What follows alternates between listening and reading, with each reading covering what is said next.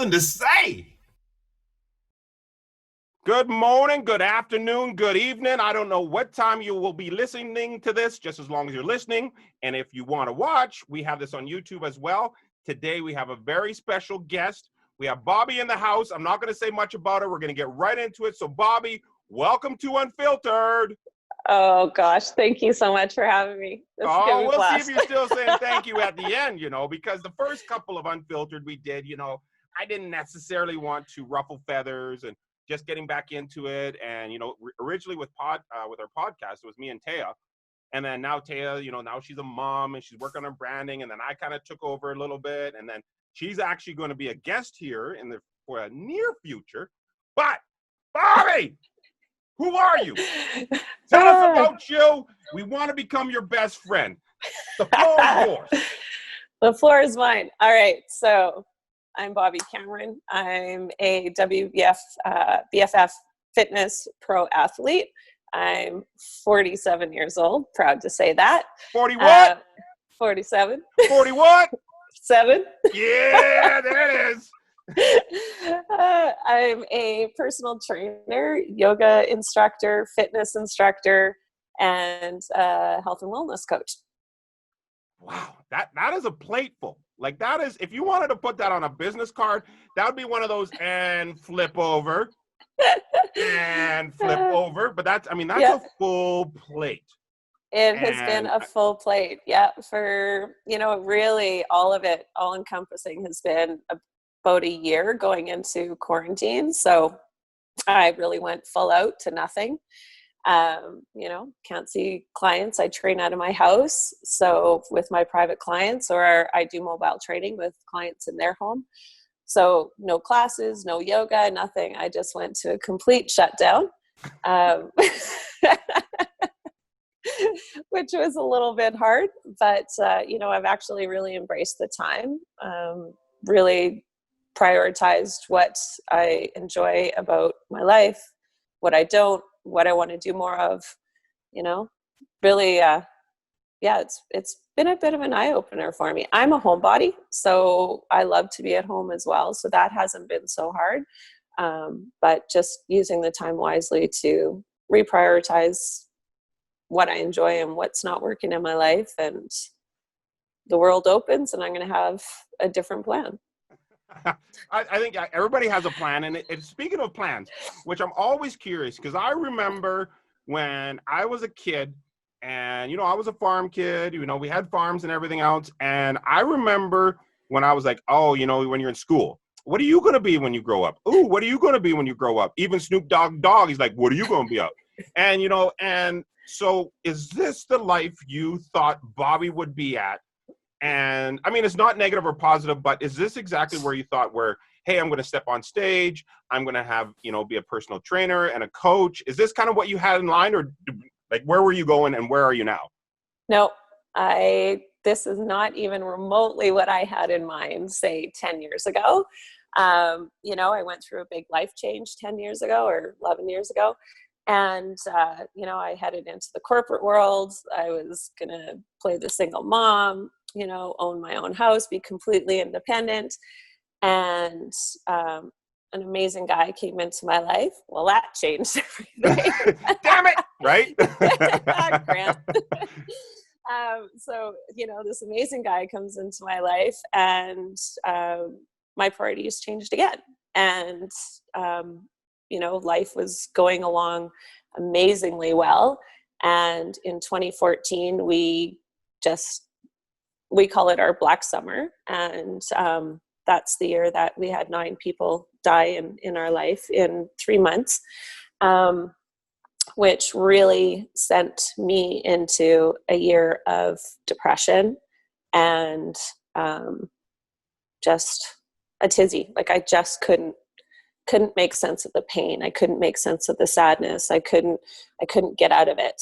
And with that came a lot of smoking and drinking, and it was a downhill spiral. And at one point I was just like, this is not honoring the people who have left us. This is not what they would have wanted. And I needed something to get me out of it. get me out of it fast. So I turned to fitness. And, it was actually funny. Grant bought me a fitness magazine for Christmas. And on the cover of it was this girl that I had been following for a while. And she was holding a fitness camp.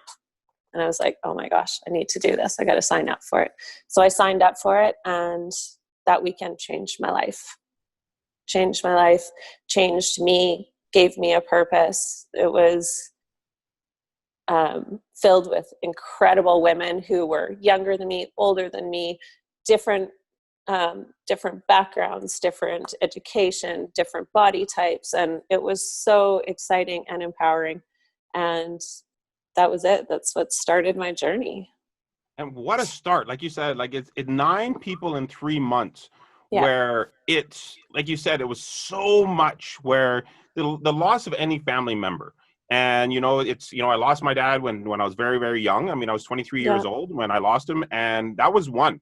And it was super, super hard. And I can't imagine 9 and 3 months where so many emotions get caught up, where you're trying to digest and you just get that stockpile. And like you said, you and Grant called it your Black Summer, but it's what came out of it is, like you said, a new direction, a new focus, and your life completely turned around. And that's amazing, where someone can take an era of 3 months of that would shut down most people, where who even knows where they would end up. And you're able to, again, you have your support system, you had Grant, your mental fortitude, and how tough you were, which we'll talk about, and turn it into this. And like you said, even there's still a smile on your face too.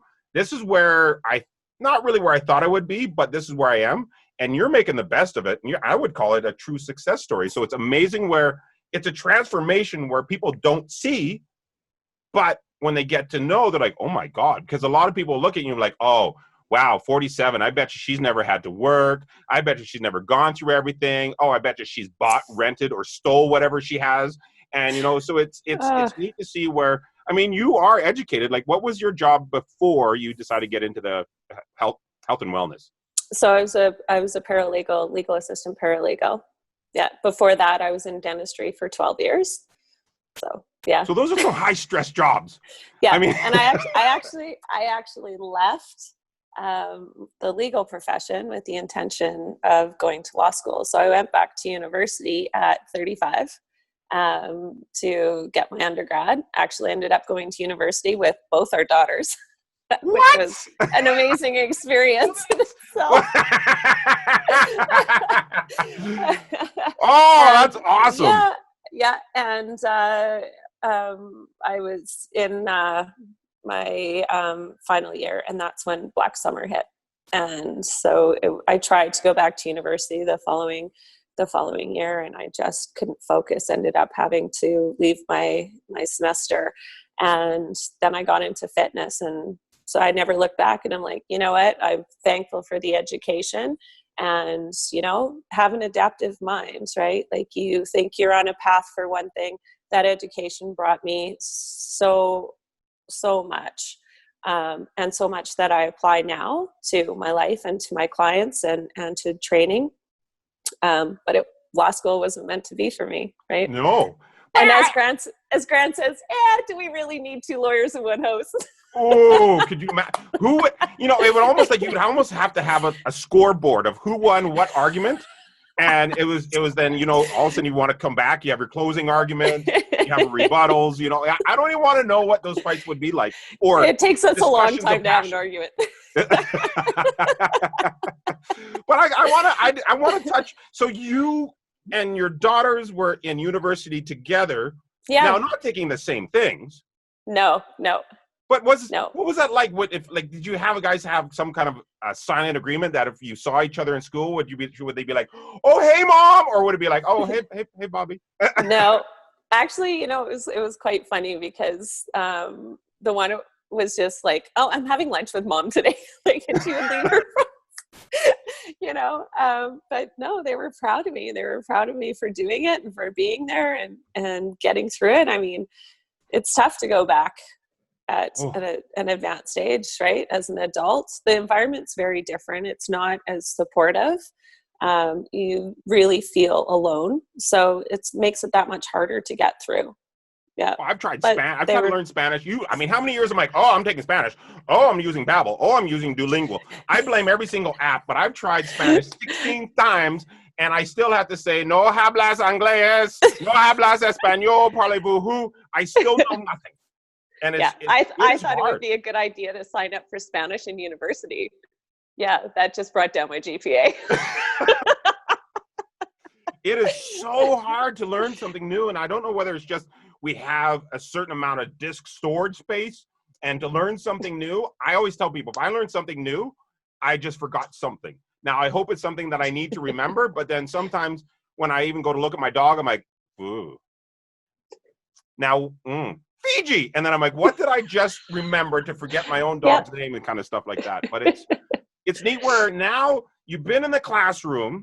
Yeah. Now, you competed with your WBFF Pro now, but that isn't where you started. Like, where was your very first show? My very first show was with the WBFF in October 31st, 2015. So. Oh, happy Halloween. Yeah. Right? Yeah, it was fun. Well, the stage costumes for fitness were very appropriate. So it was great. And I always wanted, it's neat to see, because how many shows have you done now? So I've done 5, and now you and I are prepping me for number 6.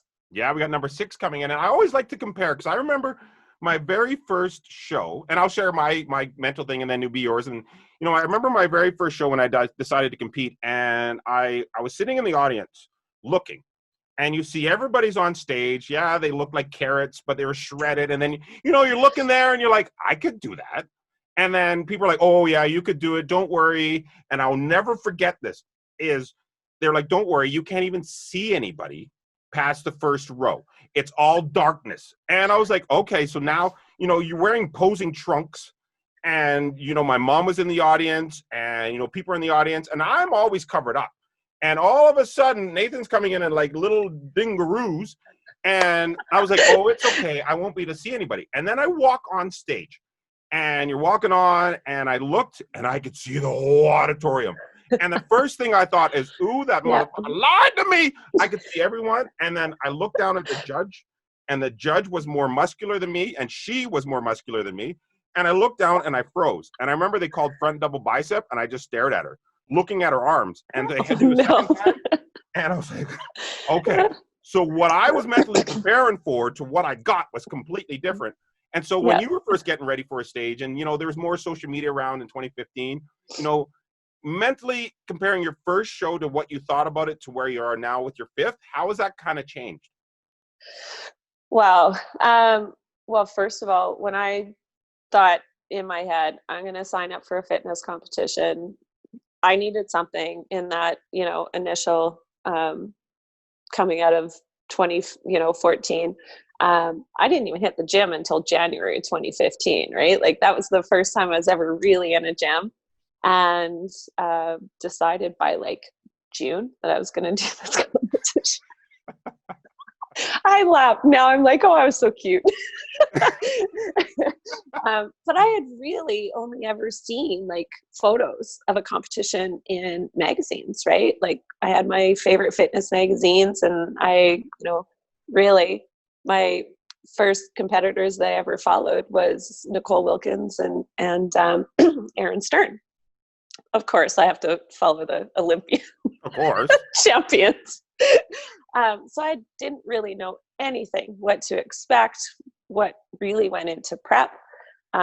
So that first prep was an eye opener. I mean, I grew, I learned so much about myself, but if I would totally be lying to you if I said I was not in my kitchen crying into my cupboards and feeling like I was never going to be able to eat these things again, right? I wanted flavor so bad. I remember eating like the salt vinegar popcorn spice out of my hand. Right? And then crying. And my coach at the time, I was like, can I just have popcorn? He's like, what? No. But I've been licking popcorn flavoring for so long. I just need to put the popcorn and I'm ready to go. Yeah. So, the first time going in, unless you know a competitor, somebody that you've seen go through the experience and go through a prep, you really have no idea what to expect at all for yourself. But wow, what a growing and learning experience it was, right? I'm sure you remember how much you grew through just prepping alone. But going into the next competition, it was easier. You get past that, I'm never going to have these things again, to, okay, well, I'll get through it. It's only a few months. And then my last prep, it was like, I had no problems. Like, okay, prep starts tomorrow. Let's go out for a last dinner, glass of wine, just like I did on Saturday night. Oh, the famous last dinner before you commit to a vanity-based goal. Yep. Yeah. And now it's like, okay, well, Right. those You're things, good. yeah, I'm good. Those things are 3 months away, and it's great. I keep a nice little list of things that I'm missing. And if you say I can have a cheat meal or something like that, then I'll go to my list. And I was like, oh yeah, I want a bowl of Cheerios. Right? Oh yeah, I forgot. That's all I Cheerios. want. Yep. Cheerios. Oh my God. Yeah. I remember. I never eat Cheerios throughout the year. And then come competition time, all I want is a box of Cheerios. Oh, and that's exactly it. Where I remember where, even for me is, I would figure out a cheat meal. And I remember one time my coach said, take the whole day off. And so my idea, because I always like to push the limits, because, I could go up 10 pounds in a day and then come down 12 throughout the whole week. So it turned into a challenge, how much I could go up and how much I could go down. And you weren't thinking about health then. And I remember there was one cheat day that we did, and it was anytime we walked past a store that had food in it, we had to get one article from it. And I don't know if we were going down 16th Avenue, and it was like sushi, gas station, like anything that had a food product, we had to eat one thing. And I remember we just hated going outside. I'm like, oh, I got to go walk the dog. I'm like, no, because then there was like a 7-Eleven, there was a Dairy Queen, and it was so painful. But the same thing for me is like the more that I did shows, the less mental challenge it was, but my expectations of myself went up. So it was almost Absolutely. like, okay, I know what to expect, but now I expect more. Yeah. It was a hard absolutely. balance. Is that kind of something that you went through too, or? Absolutely. Yeah. I mean, to me, growth comes out of a show and being able to look at yourself and say, wow, like that was the best I've brought yet. Was it the best on stage?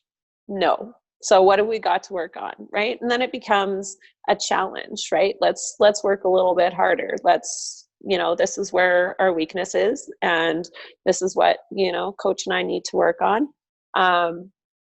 And that's just being real. Like, to me, I've never walked on stage, even when I won my pro card. I never walked on stage and thought, oh, I got this.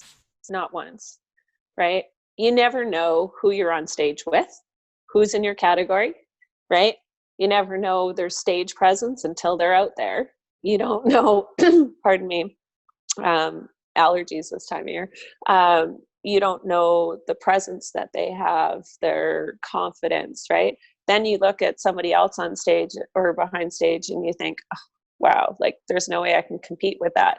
They walk out on stage, they freeze, they got nothing, right? So you just don't know. But to ever think that you're going to be the best on stage, to me, is just unrealistic and so arrogant. That also, to me, says that you think you have no room for improvement. Where do you go from there? Oh, yeah. Like it's people, I've seen people on stage when, like I had my own spray tanning business. And I remember where you would see them at the athletes meeting. And of course, all the guys with the big arms and shoulders, they're wearing tank tops. You're like, oh my God, that guy's massive. And then I remember this one lady I saw, and she was getting ready to step on stage. And, looking at her backstage, I was like, man, she should do okay. She was a transformer, because the minute she walked on that stage, the tummy was in, the butt was out, the shoulder was back, the chin was up, and she nailed the posing. And I looked at stage pictures. She looked nothing like the same. And then she walked off stage, and it was like she just deflated, like, bleh, and then she walked off. And I was like, what just happened? And then she actually ended up to be one of my business partners at a gym. And I said, you transformed. She goes, I know. She goes, I just stand there normal. And then she goes, competing's all about angles. Yeah. Everybody, you know, so many people have stretch marks, scars, imperfections, imbalances. And she goes, I've just mastered how to hide them all. So you only see the best angles. And I'm like, you nailed it. And so many people were so disappointed when you beat them all, because the comment was, I saw her backstage. I'm like, what do you think? She has a twin that just jumped on stage? And she goes, yeah, it's all about how you present yourself, that you can take out some people that look amazing. And then if they didn't practice because they're too busy doing selfies in the mirror instead of working on their presentation, they're going to lose. It's not a best body competition. Yeah. I don't get it. And so now you had expectations. Now with the expectations, did you find any kind of disappointments where you thought this is how it was going to be, but it wasn't? Or, you know, oh, wow, I thought these opportunities would come from it. Or did you think it was healthier than what it was going to be? Or okay. Disappointments, I would say the only real disappointment I had was my very first show. I took first and second in both of my categories, didn't get my pro card. Oh. Yeah.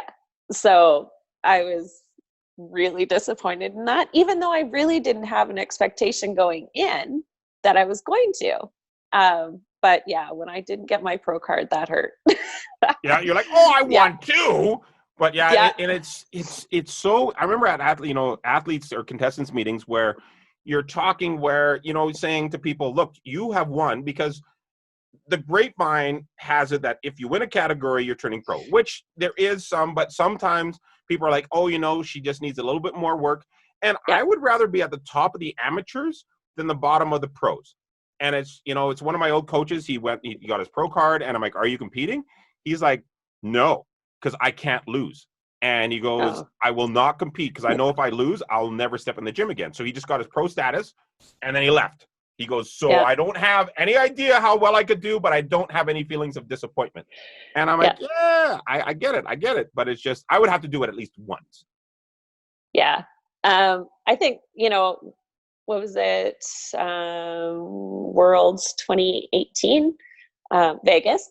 Yeah. And I didn't even place top 10. I was disappointed. I wasn't disappointed with the show or the judges. I was disappointed in myself. That was the year, though, that, you know, you coached me through insane whatever was going on with me health-wise, right? I had extreme allergy issues, and my body was so stressed, and we just couldn't get a handle on it. But I was still disappointed in myself. I wasn't disappointed with the judge's decision or anything like that. But yeah, so I mean, that's growth in itself, right? You come out and you're like, who are you really disappointed with here? And you even asked me, did you work as hard as you could have? Could I really say yes? No, I couldn't. You know, so that disappointment in myself, disappointment in the federation itself. I would say not with the WBFF. But with maybe some of the athletes, and how some of them are so expecting to win and think that they've done the best work, and that they truly are disrespectful to other athletes. And that was very disappointing to me. Doesn't happen often. There's a few, but it happens. And you know, we're all in this together. We've all worked so hard and put in so much effort. Our family has sacrificed. We have sacrificed. You know, it's emotionally tolling on everybody in your household. And, you know, to get backstage and to have somebody think that they've worked harder than you, you don't know where I came from. You don't know where that person's come from in this journey.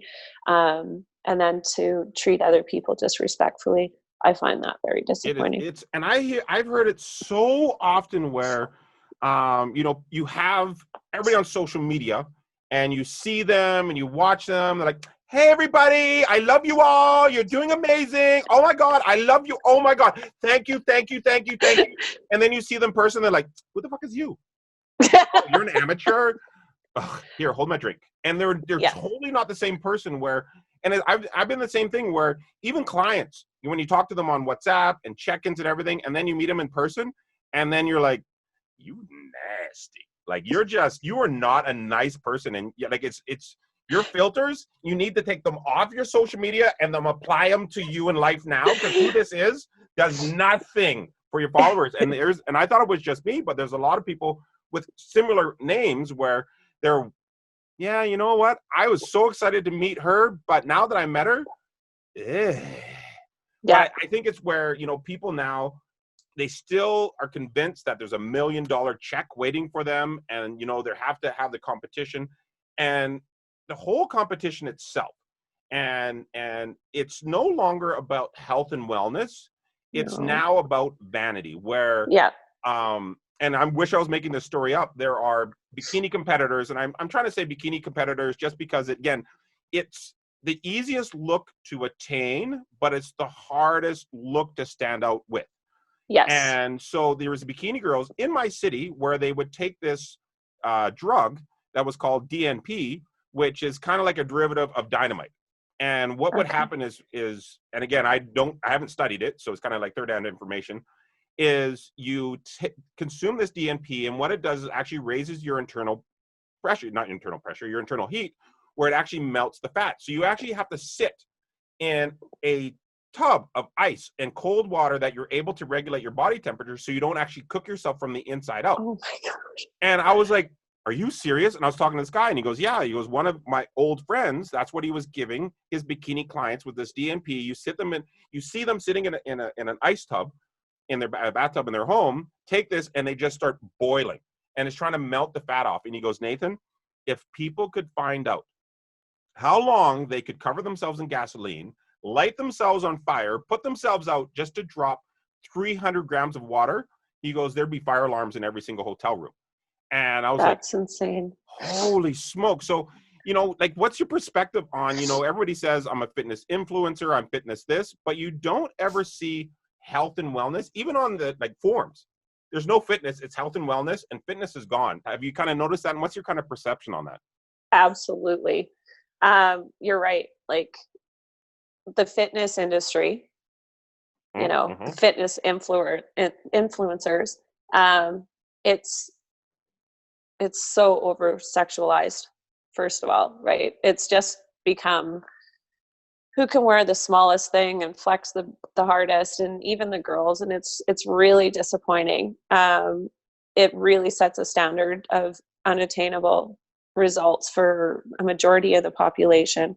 I'm the first to say, thanks for liking my photo. Please understand, I don't look like this all the time, right? This is, 12-15% body fat. I live at 23% body fat. That's where I feel the healthiest, the strongest. Does that look as good in photos? Never. But hey, I've got photos to prove it. But fitness has become so vain, and the ideal of it is so unattainable for most people. Most people don't realize that a lot of these fitness influencers, that's all they do. They get up in the morning, they work out, they get ready, they film these workouts for you, right? They model and promote their products and everything else. And it has nothing to do with health and wellness. Health and wellness to me is entirely about mind, body, and soul. It's not about a physique. You're into fitness, a physique will come from, it's the results of being strong and healthy. What is the ideal physique? Who knows, right? I think Nobody the perception knows. On a lot of people's idea of what physique is desirable by the masses. It's not the shredded person. Like you're saying, your normal, some of your photo shoots, you're at 12 to 15. And now you said you're around 23%. And I bet you, even for people commenting and seeing you'll get more compliments now versus when you're at your leaner phase. And I think society itself likes a softer, more attainable look. But somewhere in our mind, we don't think we look good until we're shredded. And that's men and women like across the whole board. And I think don't that's a get it. side effect of competing too, though, right? I never would have thought that way before becoming a competitor. So that's certainly something that becomes a little bit twisted in our thinking. Learning to balance that out after a couple competitions, right? You know how people rebound so badly. A lot of that is their mental fortitude as well. They just go off the deep end. They don't know how to deal with themselves in a shredded state. They don't know how to deal with the fact that they're going to gain weight. You know, it is hard that way. I, with myself, with my clients, with my friends, my family, I'm always the first to say, this is a physique competition. This is what we work towards. We literally look like that for 1 to 2 days. It's a rental. Like exactly. It's a very expensive rental. Exactly. Health and wellness. Yeah, it's been completely dissected from fitness. And I think that a lot of people think that, oh, I don't want to go to the gym because I don't want to look like that, or that's the expectation that's why they go to the gym, is to look like that. And that's not what it is, right? And we need to marry the idea of fitness being health, wellness, mental, the mentality, emotionally, spiritually, got to bring it all back together. Because it all comes back. Like, if there's a lot of people that are pushing themselves to the limit, central nervous systems are taxed, they're overtraining, they're under eating. And, at that time, you're not thinking of the repercussions. Like, you have a couple of drinks, you're not thinking about it. And then you get drunk and then you wake up hungover. You're like, oh my God. But it's the same thing for competing. Like, if you're not thinking of what's going to happen when you wake up, AKA when shows are done, then all the vanity things that you've done to yourself and all your successes, as soon as something goes bad, whether a shoulder or some kind of health or organ, the first thing that society says, oh, well, I bet you it's because they did too many drugs and they went too hard, too long. They will support you on media, but in the back, they're like, oh, I would never do that. Oh, and then you don't get the support, because the minute something bad happens, they say it's because of ABC. And health has to come first, because when a body isn't at balance, it's going to take it, and you can adapt to it. But what happens when you're 45, 50, 55? A lot of people are like, oh, I can't move my shoulder, I can't bend anymore, my kidneys are at 20%, my adrenal glands are taxed, my thyroid is shot. And then I'm like, was it worth it? And some people were like, when I was doing it, yes, but I would never do it again. Where's the value in that? And it still confuses me. And I do love competitions, are great. Like you said, and like I said, well, like you said, and I agree, you learn so much about yourself, and you learn how, it's one of the very few things that the harder you push and dedicate time, you get an instant gratification. Like, starting up a business or working on a law firm or starting up anything from the beginning, you can spend hundreds of hours and then you can push live and then you get no sales. And you're sitting there and you're like, I just spent 300 hours creating this new business and I've made $75 in 3 months. Versus a gym, the more dedicated you are, the better you look. It's an instant gratification, and it teaches you to get stronger, because you're going to have those mental doubts. Oh, I can't do this. I'm never going to make it. Then you push through and you're like, oh my God, I can do it. So I think there's a good positive component where you take the strength from competing and you can apply it to other parts in life. And then same thing for you. Take things from life and how your education and how much dedication it took to get to the level you're at. You can cross that over. So there's a lot of positives, but you don't really see it that much. Yeah. I got one for you. Uh-oh. Oh, I got one for you. I was doing some math. So your first show was 2015. Yes. It's 2020. Yes. And you're 47. Yes. So 47 minus 5 means 42. So your first show was at 42. It's a week before my 42nd birthday. Yeah. So you're 41-ish. Yeah. And then you went back to school at 35. Yeah. Now, based on that pattern, that's once every 7 years, you're going to, so at 49, what are you going to do? What are you going to do? I don't know. It's going to be exciting. If I see you in a spaceship or some kind of weird drone, I'll be like, no, no, no, I'm out. But yeah, so, getting into the fitness industry at 42, was it did you kind of have the mindset of going, oh, I'm going to be going against these younger people? Or did you think, oh my God, I have these years behind me, it puts me at an advantage? My first competition, I didn't, because I didn't know anybody who competed. So I really didn't have a mindset either way. I went in and was like, oh, damn, these girls are a lot younger than me, kind of thing. But there was also ladies in my categories that were older. So, it was a nice balance.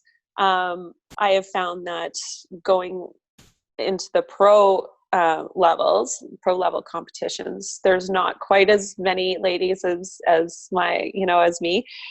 There are a few of us though, and some of them dominate on stage. Like they really dominate on stage. So I mean, don't count us out because of our age, right? But in all honesty, I mean, you were there. I won my pro card in the open division, and everybody else in my category was literally half my age. Isn't that crazy? I mean, if I was ever like that, and I do a show, and I'm in the open category, and I get my pro status, and all these other dudes didn't, I'd be looking at everyone in the eye, going, and that had to feel real good. It did. It felt amazing. And, like even at Worlds last year, 2019 in Bahamas, and, I get out on stage and I'm 12 years older than the women in the 35 plus category. Right. Yeah, it's quite an experience. Does it make me feel more self-conscious? I don't think so. I think it actually makes me feel more confident because I earn the right to be there. And, I put in this work. I've worked just as hard, and I'm going to strap my stuff, right?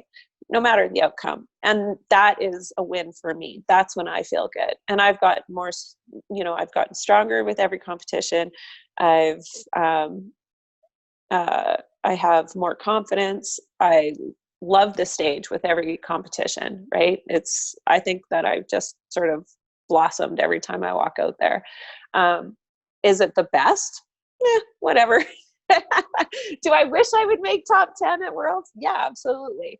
But that just says I have more work to do, right? They're not looking at me saying, oh, she's 47, she can't win, right? Yeah. They have no idea. You have no idea where there's a lot of people, and it makes me mad because, now that I'm 41, and then I remember when I was in maybe early 30s, I couldn't pinpoint the day of what I said when, but I remember when I was in my early 30s and going, man, I can't wait till I'm 40. I can just let it all go. You can have that big belly and you don't give a damn. And I remember I was looking so forward to that. And then all of a sudden you start seeing people now that are 35, 40, 45, 50, and they look in amazing shape. I remember, I'm going to have to see if I can grab it, have you seen Mike Tyson sparring lately? No, I haven't. Oh, you got to look that up. Because I mean, I don't really get motivated by watching others that much. And even growing up, I didn't have somebody that I was mentoring after to get to where I was, because I'm the only one in the family or people that I knew getting in the fitness industry. So I didn't really have any mentors. But I went and watched Mike Tyson the other day sparring. And holy crap, I'm going to ask you a question, and then I'm actually going to pull it up, and then I'm going to share it to you, and we can talk about it in a minute here. But so you've gone into, you're eating a regular diet, but also your lifestyle has also changed. You've gotten into eating, and I use the word vegetarian, which you are, but as soon as someone says, and they see you vegetarian, like, oh, I saw Bobbie eating. So you're choosing a ethical way of eating where you're trying to eat as little animal products as possible and still maintaining health. Yes. Which a non-judgmental society would call vegetarian. Yes. So for the sake of this podcast and the show, we're going to say you're vegetarian. I'm somewhere between vegan and vegetarian. Vegan ethically as much as I can be. Vegetarian wise, I mean, my list of allergies is incredibly long. So I'm also have a serious allergy to gluten. Not that it's necessarily celiac, but I have severe reactions to gluten. So many vegetarian and meat replacement products are full of gluten. So I have severe reactions to those. So while I wish I could be a full vegan, I can't. You know, That's okay. So I'm somewhere between, and yeah, I think I've found my nice little balance, and it's been really working for me the last 6 months, and I feel great, and I seem to be putting on muscle just fine. and that's and you are. And I mean, even if you look at where your body is, you're sitting here, we can see shoulder caps. We've had this whole COVID thing going on, and you have your home gym, but still to show that you can maintain your physique at your age. And I've never said, holy crap, Bobbie looks good for 47. I was just like, yeah, she looks fantastic.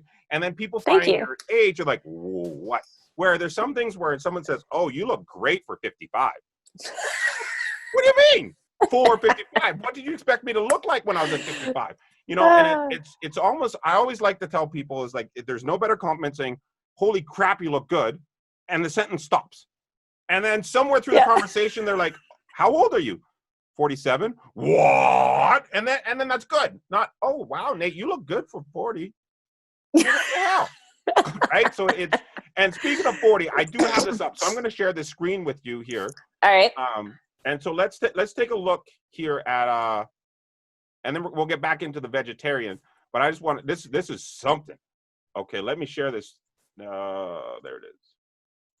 Boom. So you can see Mike Tyson right there, right? Yep. Okay, watch this. Watch this guy go. Like he's 53 years old. Wow. That's impressive. Like I would not want to get hit by that. Absolutely not. Like, and like, even That's if you look, Good I mean, even if, no one's swinging back at him, the guy's still got moves and speed. It is now look at this. Watch this. You can see the power. Oh shit, there it is. All right, we're back. Hey. I found it. Yep, there it is. I might even leave that in. So yeah, so I mean, even at 53, you look at Mike and he's got the hooks and the speed and the power. And I was like, damn. Yeah, and I got a heavy bag here and all that kind of stuff. But, I will get back into it. But going into vegetarian and living that life, and, people talk about, hey, you know what? No vegetarians, no vegans can look good. You can't compete. And yes, it is harder for some to get that lean look without having a high protein, low carb. And I call anything that's high protein is the highest number is the protein number. So you can have 30 grams of protein, 20 grams of carbs, and 10 grams of fat. I count that as a high protein source. Where vegetarian and vegan, it is harder to have that, but it doesn't make it impossible to look good. No, not at all. And, I think that the transition was a lot easier for me because of, being a competitor for the last 5 years. I really just learned how to supplement what every normal meal you would assign in my plan. I just supplemented tofu or egg whites or, something like that. Then once I really mastered that, then I started playing with, I love my favorite food in the world has always been chili. And so now I've mastered this vegetarian vegan chili recipe, super high in protein. Red light.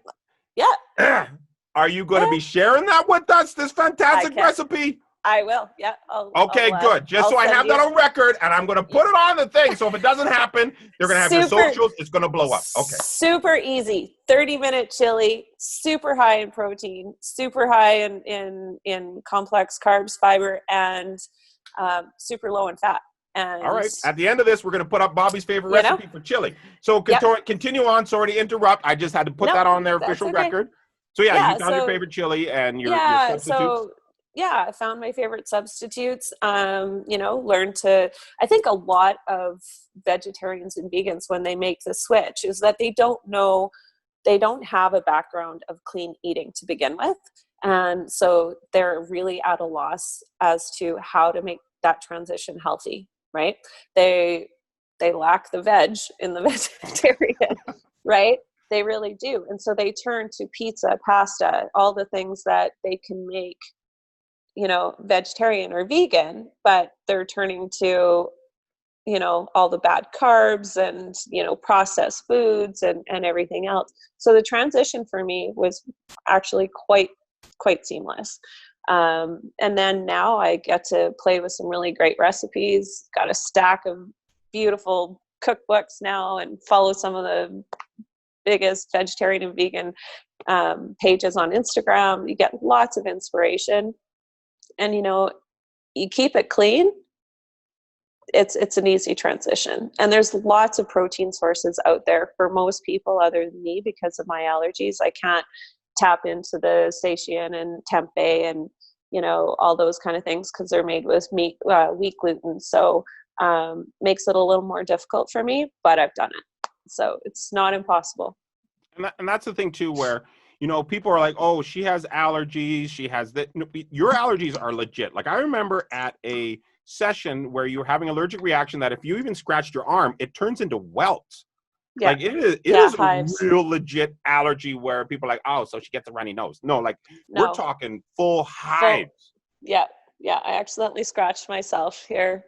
Uh-oh. Yeah, and so it is, and so keeping my diet as clean as possible, then I don't react, but it's sort of accumulative in your system. So any of those allergens, they build up, and so then the reactions are worse and they take longer to go away.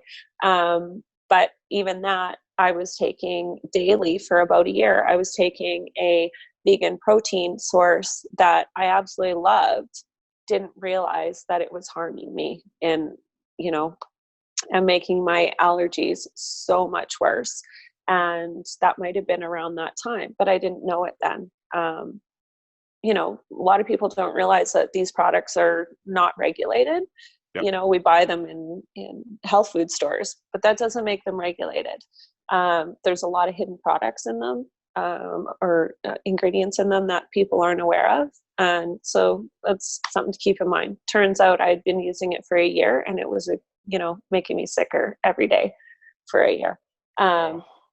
It was awful, and you don't realize that, but I've got it mostly under control. I'm 99% under control now, but it took me a while to get there.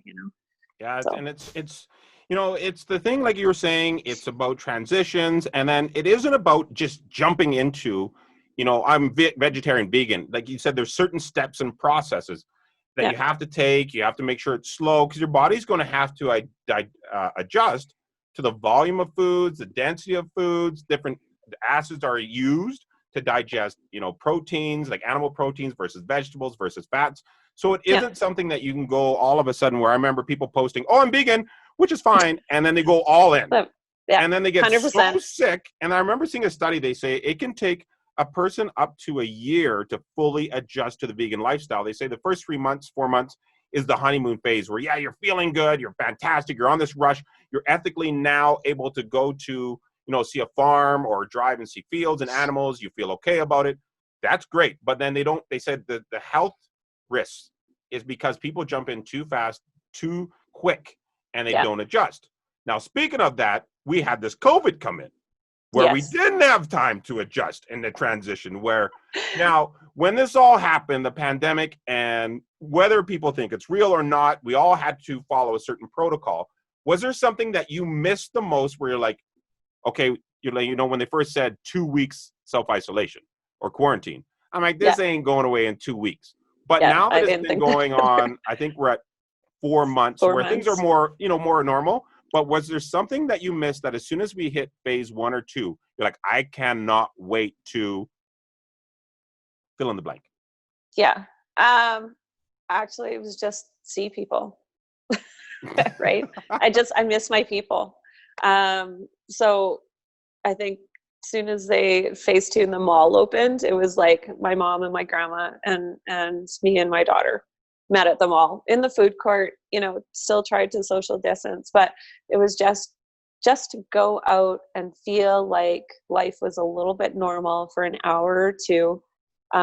did we miss restaurants? Absolutely. Yeah, you guys go to some pretty damn good restaurants. You're foodies. We are foodies. Yeah, for sure. So yeah, I think we've gone to all our favorite places to have all our favorite dishes We're like, already. we're back. Yep. I think it just not being able to go out just made everything feel so much heavier and darker. So even that the world's not quite normal yet, but just little outings here and there without a mask on, without, with actually putting on some nice clothes and hair and makeup and just feeling a little bit normal again has been really nice. It's yeah, and I get that too. Where now, like when it first came out, and you could still go to some stores here, like other places were locked down where you couldn't. Yeah. But then when you saw someone else in a department store or grocery store, it was almost like you thought you saw a zombie. And then you guys would like, one person would back up against one side of the aisle, the other person would face the aisle and scale along the side. And then I was like, holy crap. And then now you see like there's certain, people relaxing a little bit more. Yeah. And I mean, at the beginning I was like, is this going to turn into because now you see some zombie themes coming out and stuff like that. And I was like, I don't know how long I can handle where, again, I wasn't that guy scaling along the side, but you saw people actually snap like 6 feet, get away, 6 feet. Like people get upset. I got yelled at. I ended up telling a little old man off because I went to a new grocery store that I hadn't been in. And so I hadn't gotten to the part yet where they started the directional aisles and new store. So I came around the corner and went to turn into the aisle and it was the wrong direction. But before I could even react and pull back out of the aisle, this old guy from the other end of the aisle starts screaming up. What? And I'm like, oh, go screw yourself, you old fart.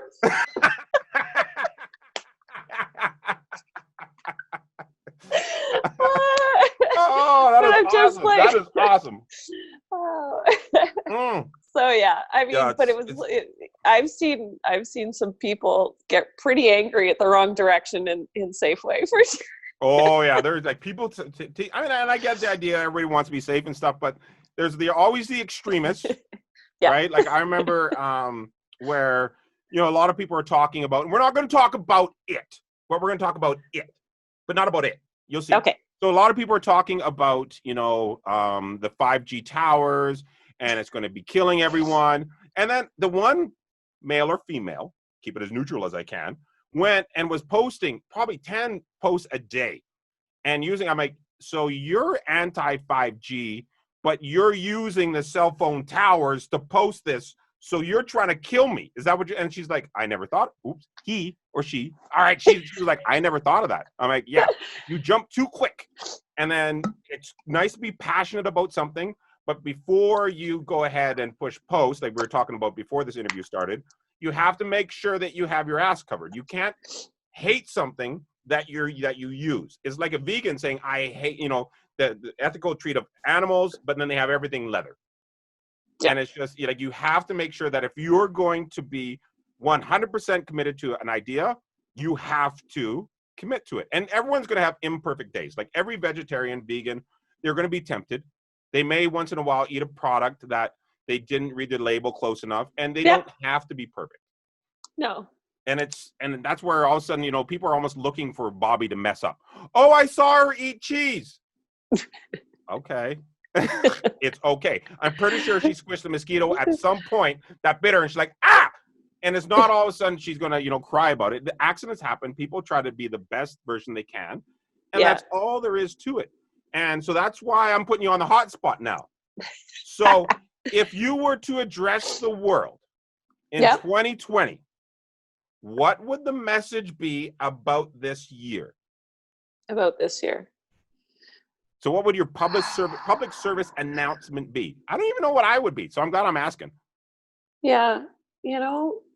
Just love and kindness. Like towards everybody. We're all in this together. We all bleed red, right? Love is love. Like we've only got one shot at this. Right. And life is too short. I know that from our experiences. Life is way too short to be living with anger and resentment and hatred. Right. And if you find yourself in those places, educate yourself. Yeah. Right. Educate yourself. Read. Understand.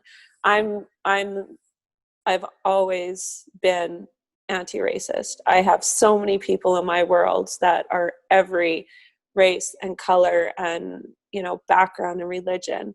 But even I learned a ton through this Black Lives Matter. A lot of emotional days, spent reading my own friends and family's experiences and learning from them. We all have growing to do. We all have a lot of learning to do.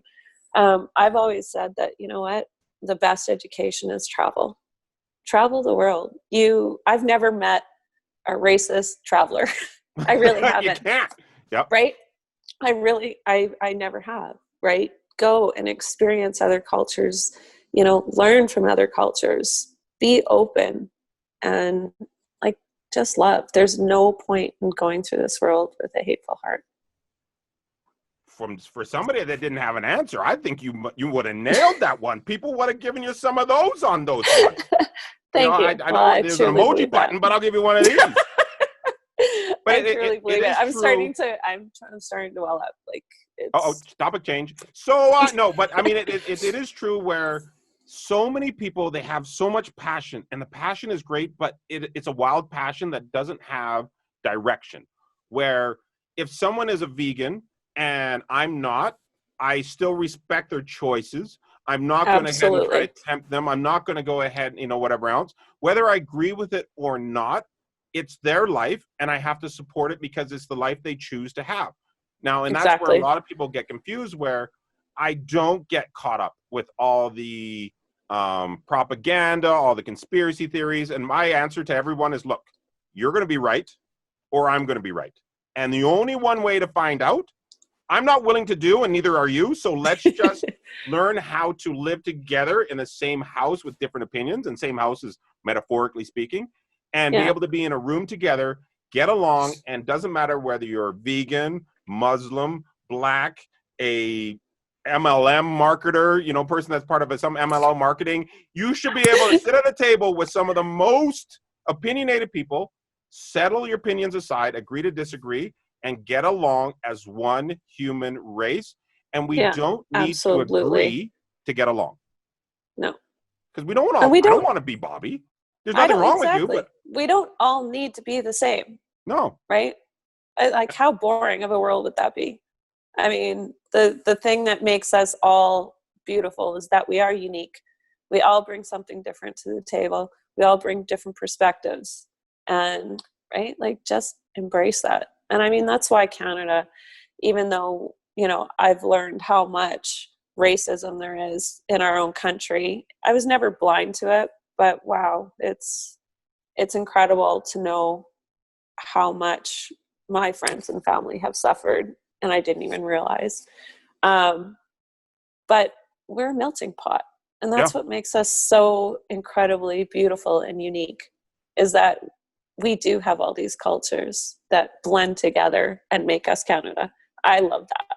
So Canada's amazing. You can get, there's so, like you said, there's so much diversity, and there's always going to be tension. Now, even if there was all one sex, all one race, all one color, all one palette, we would still not get along with everyone. But for some reason, people think that we need to get along with everyone. I'm like, look, I don't want to like everyone, because if I have to like everyone, that means they have to like me.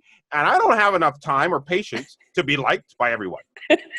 That's a good point. People are like, that's weird. I'm like, no, because you need, in the world, you need people you don't want to get along with, because then you find out more about yourself. Oh, I met so-and-so. Oh, they were talking to me about truffles, and I knew nothing about it. And then more that I learned, I realized I don't like truffles. I don't like how they're farmed, ABC, the flavor. But now I can have an educated background. I met someone different. They taught me their perspective, and I can make my own decision whether I want to try truffle. I don't know why I picked truffle. Oh, because I didn't think truffle was a mushroom. And then again, what do I know? So I had to Google it, and Casey's like, "Oh, it is a mushroom." I'm like, I told you. I'm like, I learned. Doesn't make me like it because I don't like mushrooms. Aren't they But that's the thing discovered? is, ooh, Aren't they discovered by pigs? Isn't it pigs that sniff them out? Is that right? and dogs. And dogs? Okay. Yeah, the dog. I saw the dog in the video when I was looking it up, sniffed it up, and yeah, they do use pigs to sniff them out. But I had no idea that they were an actual mushroom. Okay. I don't. Honestly, I didn't know that until like a year or two ago either. Yeah, because they look like rocks. They look stiff. Like I don't like whatever. But I mean, that's the thing where I like to meet people with different backgrounds to learn from it. I can get kind of my own opinion, but then, like you said, travel, experience it yourself, and educate yourself whether or not you agree or disagree with that person. And that's where growth comes from. That's where expansion comes from, and where you become a better person, where you meet someone that has a life experience that you don't know about, but then you become curious. Like competing. You've never competed before. You saw someone compete, and now you're like, ooh, I would like to do that. And that's where I like where differences pull the best out of everyone, and sometimes it brings out the worst. But you need that balance. Yeah, absolutely. Balance. Speaking of balance, it's behind every success story. There's a balance of people that support. You have your lovers and you have your haters. Now, those haters can go away. We need them because they're your best promoters. But you coming through, is there anybody that you would like to give a shout out to? Thank you as well. Where can people get a hold of you if they want to learn more about you or hire you for your training and coaching services? Awesome. Well, my biggest shout out has got to be to my husband, Grant, I've always said he's my loudest cheerleader and my biggest fan. He's a great guy. He is. Yep. I could not ever have even imagined him doing this and then immersing myself in the fitness industry as a coach either without his support. And he's always front and center at my shows and definitely couldn't do it without him. He's amazing. And my girls, like, they just cheer me on at every turn, everything I do. And, I do it too for them. I want them to be the strongest and most independent women that they can grow to be. And I hope I set an example for that. Well, So, I mean, you raised them. You went to school with them. I mean, you've done some things, you've had some of those bonding experiences that not a lot of people do. Oh yeah, I get it. They've been your support system through thick and thin, through school and stage. Yeah. Yeah, amazing. Absolutely. Yeah. And they're amazing girls. So I'm very proud of them and proud to have them in my corner for sure. So, and how do people get a hold of you? Tell us your socials, what kind of clients you're looking for. All right. So Instagram, it's BobbieCameron.fit. Facebook is Bobbie Cameron WBFF Pro or Bobbie Cameron Fitness. Reach out to me at either of those. You can also get a hold of me by email at hello@BobbieCameronFitness.com and visit my website at BobbieCameronFitness.com. And you can get through my links there.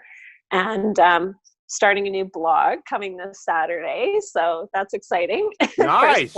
first blog post. And, that's where I really hope to connect with the community.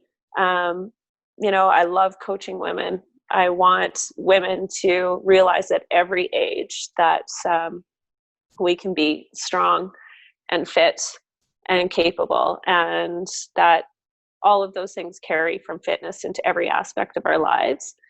But more importantly, that we have a duty as parents, as the same-sex parents to the girls in our lives, that we have enough love and respect for ourselves to take care of ourselves so we can take care of them, take care of others, but we take care of us first, right? We have to dispel the myth that we grew up with in our generation that come 40, you slip on your mom jeans, and you sit at home and you bake cookies and you're at everybody's disposal, and that's gone, right?